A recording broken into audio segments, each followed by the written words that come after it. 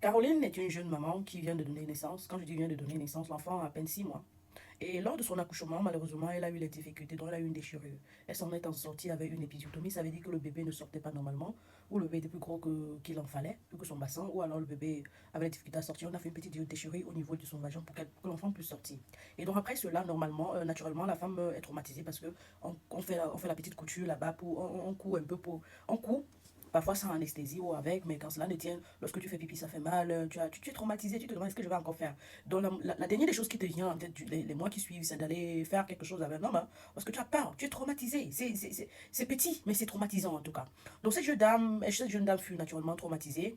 Et donc pour quelques mois, pour ces mois-là, elle n'a rien donné à son mari. Monsieur a réclamé, lui a dit, bébé, je ne suis pas prête, franchement, je ne le suis pas encore.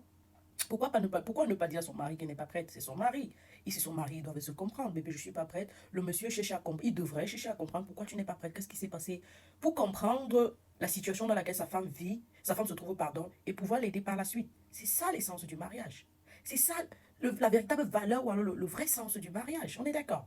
Donc, je ne trouve pas vraiment mauvais que monsieur comprenne la situation de Caroline et qu'il lui dit, qu'il la rassure surtout. Le tout n'est pas seulement de comprendre et dire, oh non, on va pas faire, mais seulement, il faudrait qu'il rassure sa femme et qu'il fasse comprendre à sa femme que c'est un truc qui est passé, la blessure est guérie. Oui, il faudrait bien que la blessure guérisse parce que si monsieur entre là-bas, que la blessure n'est pas, pardon, complètement guérie, elle peut avoir une infection. On est d'accord, on ne veut pas ça. On ne veut pas qu'elle ait une infection parce qu'elle a un bébé dont elle doit prendre soin. Elle a sa propre santé qui est déjà touchée parce qu'elle vient d'accoucher, l'enfant ne dort pas. Donc elle est presque en dépression. Donc il faudrait vraiment que les proches de Caroline l'aident à s'en sortir et son meilleur allié ici, c'est son mari. Ça peut pas être son sorcier, il peut pas être son sorcier, il doit l'aider. Mais seulement que dans la situation, si le mari de Caroline, appelons-le Carlos, ne joue pas son rôle, je ne dirais pas qu'il est irresponsable. Qui suis-je pour déterminer qui il est? Mais au moins, s'il pourra se reconnaître et se positionner lui-même, se donner un nom à lui-même. Hein. Donc, il n'aide pas sa femme. Qu'est-ce qu'il fait? Il ne fait qu'insister, il fait que mettre la pression. Oh, j'ai envie, tu as accouché depuis. Et je m'interroge. Pourquoi tu l'as épousé, Carlos? Est-ce que tu peux me dire pourquoi tu as épousé cette dame? Si tu ne la soutiens pas, car elle a le plus besoin de toi. Et cette pression que tu lui mets, c'est pour qu'elle transmette quoi à ton bébé? Ne penses-tu pas à ton bébé? Et si ce n'était que ça, je ne serais pas en train de vous faire la vidéo. Donc, monsieur, pour mettre la pression à sa femme psychologiquement, mentalement et tout ce qui va avec, il décide donc une nuit, il demande à sa femme une nuit si elle veut bien qu'il écrase son pistage. Madame dit non, je t'ai dit, je ne suis pas prête. Au lieu d'aller en profondeur, en douceur, dans les caresses, et dit chérie, ça va, t'inquiète, je vais aller doucement, je te promets, ça ne fera pas mal. C'est-à-dire rassurer sa femme, la flatter, parce que tout flatteur vit au dépend de celui qui l'écoute, on est d'accord. Non, monsieur a menacé sa femme en lui disant que non, il va aller dehors. Et comme si ça ne suffisait pas, il a pris son téléphone, il était minuit, il l'a appelé, le deuxième bureau. Est-ce que tu es là? Je vais passer. Et comme si ça ne suffisait pas, il s'est pas arrêté là. Hein. Non. Hein. Elle a dit oui, je suis là. Il s'est apprêté. Et il était en train de sortir pour aller voir son deuxième bureau. Caroline était choquée, désemparée. Elle était là. Je rêve, mais ça c'est le film. La notion de respect à quel niveau? Donc tu appelles ton deuxième bureau devant moi et tu veux sortir. Donc je sais que tu sors pas de ton bureau pour prendre ça. Seulement pour ça. Hey Carlos, oh. Je savais pas que c'est comme ça que ça devait faire quand je t'épousais. Hein. C'est quel chaton que j'ai épousé, non? Yeah. Donc tu prends ton téléphone, tu appelles. Yeah, papa. Et donc Caroline a joué le rôle qu'il ne fallait pas. Ou du moins elle s'est comportée comme tout ce que je déconseille. Pas comme une fleur. Elle a commencé à crier, essayer d'empêcher le monsieur de sortir. Tu pars où, tout ça? But why? Pourquoi, ma chérie? Il t'a déjà humilié en appelant cette fille. Il t'a doublement humilié en partant. Et toi, qu'est-ce que tu fais? Tu t'humilies de plus pour ajouter sur son humiliation en l'empêchant de partir. Penses-tu vraiment que c'est un enfant, ma chérie? Que tu vas l'empêcher de faire des choses? Non, mon cœur. Non. Quand tu es face aux situations extrêmes comme ça, le silence s'impose, la méditation s'impose. Il faut trouver des solutions extrêmes, mais pas violentes. Parce que je vais t'expliquer ce qui s'est passé. Ce monsieur ne t'aime pas, ça c'est sûr. On est d'accord. Mais on peut ne pas t'aimer, mais te respecter. Respecter le sacrifice que tu viens de faire. Tu as donné vie, tu as opéré un miracle. Et à l'issue de ce miracle, tu as sacrifié ta partie intime et ton cerveau parce que ça ne s'est pas seulement déchiré là-bas, ça s'est aussi déchiré dans la tête. Il faut recoudre. On a recousu là-bas, mais on n'a pas recousu dans ta tête.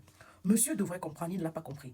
Mais même seulement pour son propre enfant, il devrait comprendre que tu as besoin de paix et de joie pour bien t'en occuper. S'il a pris son téléphone, il a appelé la fille devant toi, c'est parce qu'il ne te respecte pas. Et par conséquent, il t'a humilié. Ça, je l'ai déjà dit. OK. Mais au-delà de ça, il ne respecte pas son propre enfant et il ne l'aime pas. Parce que ce qu'il a fait là va te prendre non seulement ta santé pour une longue période, ce qui va te rendre incapable de t'occuper de ton propre enfant, de votre enfant, et ce qui va rendre le climat de la maison, l'atmosphère de la maison, va vous donner un climat d'animosité, un mauvais climat à la maison. Le français, c'est ça. Je vais utiliser les gros mots, mais je ne maîtrise pas. Donc, le climat de la maison sera vraiment invivable. Mais qui va le plus souffrir? L'enfant. Parce que tu vas rejeter l'enfant. tu n'auras pas la patience pour ce petit bout d'ange, pour cet ange, pour ce bout de chou, qui veut seulement être comblé de joie. Et c'est la faute de qui? Ce sera la faute de Carlos.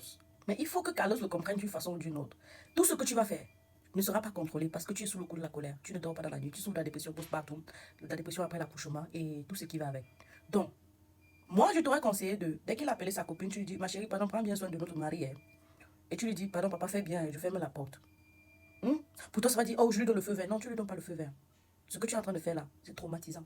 Pour lui, tu ne te rends pas compte. Quand tu vas le faire une, deux fois, quand il va aller chez cette fille, même s'élever, ça va le dépasser. Parce qu'une fois le cerveau ne marche pas bien, même là-bas, ça ne se lève pas. Utilisez les armes, contre les armes, j'ai envie de prononcer le mot, mais Facebook peut couper ou les réseaux sociaux. Donc, ayez des solutions radicales pour des situations pareilles. Il a décidé de prendre ce chemin, tu le laisses partir. C'est qui si tu peux plus partager ton lit conjugal avec lui? Parce qu'il a trahi non seulement votre couche, trahi votre promesse de mariage. Tu ne sais pas s'il a utilisé le préservatif ou pas. Donc chaque fois qu'il a besoin, tu lui dis, appelle ma épouse, non? Et tu auras compris naturellement que si aujourd'hui, dans ta souffrance que tu vis là, si tu décides tu as ta remplaçante, elle va venir pleurer au deuil jusqu'à porter le nez de soleil. Peut-être elle va même porter la robe noire plus belle que tout le monde là-bas au deuil. Tu connais ta valeur, je m'en fous si tu travailles ou pas. Même dans la pauvreté, il faut rester digne. Il faut forcer, il faut imposer sa dignité. Donner vie, c'est une étape assez délicate qui demande beaucoup d'encouragement et qui demande le soutien de l'entourage. Si tu ne peux pas recevoir le soutien de ton mari, de ton entourage proche, de qui voudrais-tu recevoir? De qui voudrais-tu vraiment recevoir le soutien alors? Et il faut faire comprendre ça à la personne. Donc tu vas prendre ton temps dans ton silence, tu vas le traiter à la maison comme un inexistant.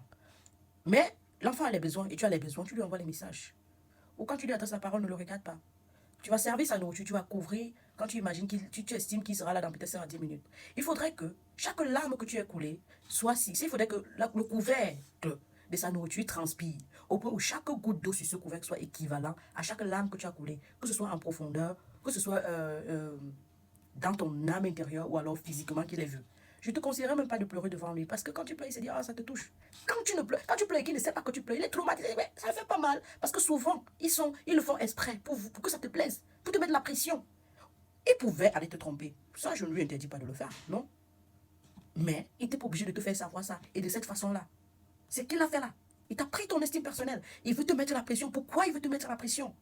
Être maman, c'est déjà une pression. Éduquer l'enfant, c'est déjà une pression. Avoir tout ce que tu as fait au quotidien, c'est déjà une pression. Pourquoi il doit te mettre la pression à ce niveau? Est-ce qu'il vaut seulement les parties il vaut seulement les jambes d'une femme? Non.